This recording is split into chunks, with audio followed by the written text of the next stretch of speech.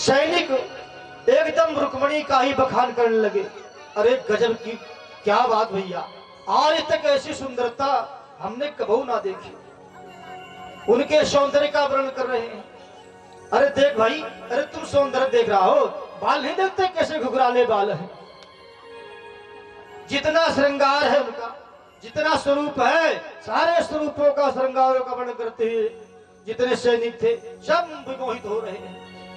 रुक्मणी में जिनके तरफ एक बार भी दृष्टि डाल दे वो अपने को धन्य मानता था कि वाह मैं भी बहुत सुंदर हूं, तब तो मेरे तरफ देख रही हैं।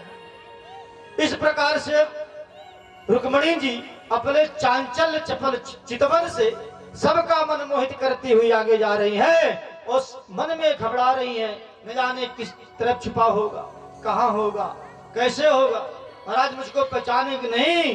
अर्थात तब तक द्वारिकाधीश सब सैनिकों के मध्य में आकर के सबको किनारे करते हुए एकदम जाकर के रुक्मणी के पास पहुंच गए और हाथ पकड़ के रुक्मणी का चल दिया। भगवान हाथ पकड़ के जा रहे हैं और सैनिक उनका दर्शन करते जा रहे हैं। अरे वाह भाई, गजब की जोड़ी है यार, क्या जोड़ी है। अब जैसे भगवान ने लेकर के अपने रथ में बैठाया, अरे भैया देख देख इन घोड़ों को तो देख, क्या हवा से बात करते हैं भैया। इस तरह से उन्हीं का वर्णन करते हुए सैनिक एकदम भगवान ने अपनी सी माया को प्रेरित किया, सब अपने आप को भूल गए, सब उनके माया में फंस गए और भगवान रुक्मिणी को बैठाए रथ में एकदम 9 2 11 हो लिए। गोविंदाय नमो नमः। अब तो कुछ समय के बाद सब सैनिक कहने के भैया हम सब काहे को यहाँ आए हैं। अरे भैया हम तो रुक्मिणी की रखवाली करने के लिए आए हैं, कहाँ है रुक्मिणी पता लगाओ। जो गोपियां रुक्मिणी के साथ में वहां आई थी वो सब कहने लगी हंसते हुए, अरे मूर्खो तुम सब भांग खा के आए थे क्या। अरे वो तो रुक्मिणी तो चली गई, अरे पकड़ो पकड़ो भागो भागो ले गो ले गो ले गो। हाँ चिल्लाते हुए दौड़ते बेचारे भागे रथ के पीछे पीछे। अब इधर जो 2 चोर और बचे थे भगे भगे महाराज जरासंध को बताया, शिशुपाल को बताया, बाकी सैनिक युद्ध करने के लिए चले गए। भगवान सबको वहां ठिकाने लगाते चले गए। 2-4 सैनिक जाकर के आज शिशुपाल से बताया, अरे भैया तुम्हारा तो पत्ता साफ हो गया। क्या हुआ। अरे तुम्हारी होने वाली देवी जी यहाँ से पलायन कर गई। अब लो शिशुपाल का तो ये हाल कि भैया अरे गजब, अब क्या करे। शिशुपाल को बड़ा दुख हुआ और शिशुपाल इस दुख के कारण अपने प्राणों को त्यागने के लिए विचार बनाने लगा। अरे भाभिया हमारा परछन करके और वहां से हमको यहाँ भेजी थी, हम मोर बांध करके मुकुट बांध करके यहाँ विवाह कराने आए थे और यहाँ श्रीमती जी का पता नहीं। अब बताओ हरण हो गया उनका, अब मैं कौन सा मुख लेकर के जाऊंगा घर। भाभिया जिंदगी भर गाली देंगी, उल्हाना देंगी, उपहास करेंगी मेरा, अर्थात अब मैं जाऊंगा ही नहीं। अपने आप को मरने को सोचने लगा। तब तक जरासंध कहने लगा, भैया तुम एक बार तुम धोखा खाए हो। अरे मुझको देखो, मैं 70 बार पराजित हुआ हूं, तुम तो एक ही बार में घबरा रहे हो। शिशुपाल को लगा रही, बताओ इस 70 बार पराजित होने के बाद जीता जागता बैठा है तो मैं क्यों मरूं। अरे यहाँ तो पहले से बड़े बड़े बेशरम पड़े हुए हैं, मैं काहे को अपना प्राण दूं। इस तरह से अपने आप को छिपा लिया और डोला में बैठकर फिर वहां गया था छिप करके। महाराज रुक्मिणी का जो बड़ा भाई रुक्मी था जिसने विवाह रचाया था, वो रुक्मी एकदम प्रतिज्ञा कर बैठा, अरे चाहे जो कुछ भी हो जाए, अगर मेरे बहन के साथ इस तरह न्याय हुआ है, वो बहन का अपहरण हुआ है, तो मैं बिना उसको मारे अपने बहन को लिए बिना इधर आऊंगा नहीं, इस कुंडिनपुर में मुख नहीं दिखाऊंगा। महाराज प्रतिज्ञा करके चल पड़ा और जैसे चल करके यहाँ से भागा। महाराज तब तक भगवान के जाकर के ललकारा और भगवान से ललकारने के लिए जब ललकारा तो भगवान ने क्या किया, उसको पकड़ा और रथ में बांध करके घसीटना प्रारंभ कर दिया, उसके बालों को सिर घोटना प्रारंभ कर दिए। तब तक पीछे से जयकार सुनाई पड़ी, बोल द्वारकाधीश भगवान की जय हो। जयकार सुनाई पड़ा तो पीछे मुड़ करके देखा कि दाऊ जी अपना हल उछलता ने सारी सेना लिए दौड़े चले आ रहे हैं। अब तो दाऊ जी को देखकर कन्हैया घबरा गए। आज भाई पिटाई इनके चोरी से हम आए, वो भी विवाह करके जा रहे हैं, हरण करके जा रहे हैं, आज बचने वाले नहीं। दाऊ दादा जैसे पहुंचे, अरे कन्हैया ये क्या कर रहे हो, ये नाई गिरी का काम तुमने कब से सीख लिया। बहुत फटकारा कन्हैया को। भगवान ने प्रणाम किया, प्रणाम करके जैसे प्रणाम करते हैं तो आज दाऊ दादा कहते कन्हैया चल तू बहू को लेकर घर, अब आशीर्वाद तुमको इकट्ठे घर में देंगे। अब इनको हम ठिकाने लगा करके आते हैं, क्योंकि जितनी सेना रुक्मी के साथ युद्ध करने के लिए यहाँ आई थी, तो पहले तो रुक्मी को बहुत भगवान द्वारिकाधीश को ही भगवान ने बलराम जी ने डांटा है, और द्वारिकाधीश को डांटने के बाद फिर रुक्मी को ही समझाया है, देख भाई अरे तो विवाह हो गया, जो होना था सो हो गया। क्षत्रियाणाम अयम धर्म, क्षत्रियों को कोई अगर ललकारे युद्ध के लिए तो चाहे सगा भाई क्यों न हो, अगर सगा भाई चुनौती दे क्षत्रिय को तो युद्ध करना ही पड़ेगा, उसको छोड़ने वाला नहीं, ये क्षत्रियों का धर्म है। तो अब हर विवाह में क्षत्रियों के बराबर खटपट होती रहती है, अरे क्षत्रियों का विवाह ही कैसा जिसमें खटपट न हो। अर्थात इस तरह से दोनों को समझा बुझा करके भाई गलती तेरी भी है, उनको भी डांटा। कभी भी अगर दो पक्षों में विवाद होता हो तो पहले जाकर के अपने पक्ष को डांटो, अपने पक्ष को अगर डांट दोगे तो विपक्ष वाला अपने आप सहानुभूति जताने लगेगा और उसको भी फिर बात कह सकते हो, लेकिन अगर उसी के ऊपर टूट पड़ोगे तो झगड़ा और बढ़ जाता है। इसलिए वही नीति अपना करके आज बलराम जी ने कृष्ण जी भगवान को फटकार करके उनको वहां से विदा किया। बोले कन्हैया तू चल, इकट्ठा मैं आशीर्वाद घर में दूंगा, अब इनको ठिकाने लगा कर मैं भी आता हूँ। जितनी सेना आई थी युद्ध करने के लिए रुक्मी के साथ, सबको ठिकाने लगा दिया। रुक्मी तो प्रतिज्ञा करके आया था कि अगर मैं अपनी बहन को लेकर के नहीं आया, उसको मार करके नहीं आया तो इस कुंडिनपुर मुख नहीं दिखाऊंगा। महाराज बस वहीं भोजकट नामक नगर को बसाया और उस भोजकट नगर बसा करके वहीं निवास करने लगा, दोबारा फिर वापस नहीं गया। इस प्रकार से भगवान सबको लेकर के आज वहां से द्वारिकापुरी पहुंचे। इधर द्वारिकापुरी में तमाम उत्सव होने लगा। आज रुक्मणी जी का विवाह, और अभी बारात बहुत लेट लगता है, और बारात वहां से आ चुकी है हमारे कथा, ये बाराती बहुत लेट किए, संकेत तो मिल नहीं रहा है इनका, पर ठीक है, तब तक बारात आ रही है, तब तक आप लोग बड़े भाव के साथ में बारातियों का स्वागत के गीत आप लोग बड़े मजे से गाएं। आज भगवती रुक्मणी बड़े हर्षोल्लास से बैठी हैं, और आइए उस स्वागत गीत में हम सभी सम्मिलित होंगे। मेहंदी लगा दो, मेहंदी लगा दो, मुझे ऐसा सजा दो, मुझे श्याम सुंदर की दुल्हन बना दो, मुझे श्याम सुंदर की दुल्हन बना दो। आओ मेरी सखियां मुझे मेहंदी लगा दो, मेहंदी लगा दो, मुझे ऐसी सजा दो, मुझे श्याम सुंदर की दुल्हन बना दो, मुझे श्याम सुंदर की दुल्हन बना दो। भगवती रुक्मणी अपने अंग अंग को सजाए हुए भगवान का चिंतन करती बैठी है। बड़े भाव के साथ में आज सब लोग गुरु जी का चिंतन करते हुए, उनका ध्यान करते हुए उनके मधुर गीत को आनंद ले। जय हो, दोनों हाथ को तालियां, जय हो।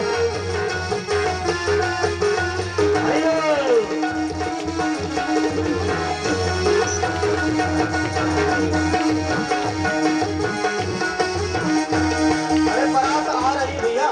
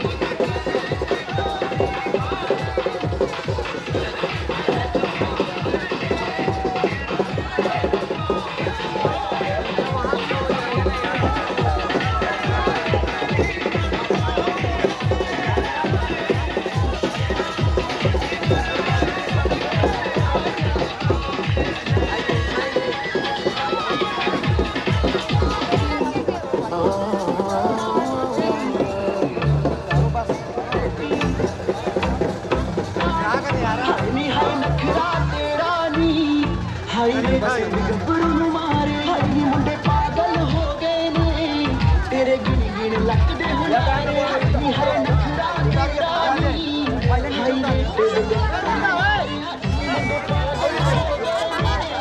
तेरे गिन गिन लगदे हुलारे तेरी टिक टिक तकनी कमाल करे कमाल करे आराम से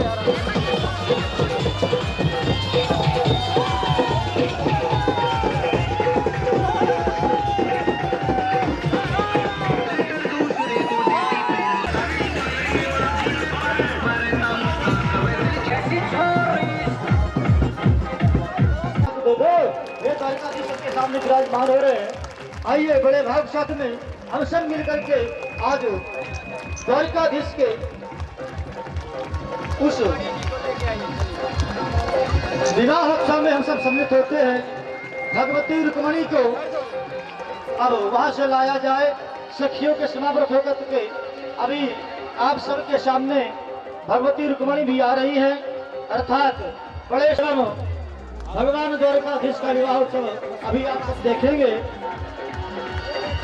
अभी अरे मोरो कृष्ण चंद्र महाराज आज बन